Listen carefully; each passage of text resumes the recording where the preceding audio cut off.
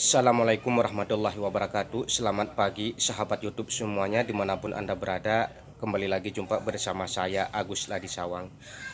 Pada pagi ini saya sedang berada di salah satu rumah tempat musibah kebakaran tadi malam yang melanda saudara kita di Desa Mandala, Kutajane, Aceh Tenggara, tepatnya pas di depan pendopo Bupati Kutajane, Aceh Tenggara. Rabu malam, si jago merah kembali melalap dua unit rumah di Desa Kutajane Lama, Gang Rahayu, Dusun Pendopo, Kecamatan Babu Salam, Kutajane, Aceh Tenggara. Masyarakat sekitar Kutajane Lama sangat merasa was-was dengan kejadian ini karena saat kejadian hujan lagi turun deras, diduga kebakaran tersebut akibat korslet listrik dengan adanya suara ledakan berdasarkan dari rumah saudara Irul Selian. Saya Agus Ladisawang melaporkan.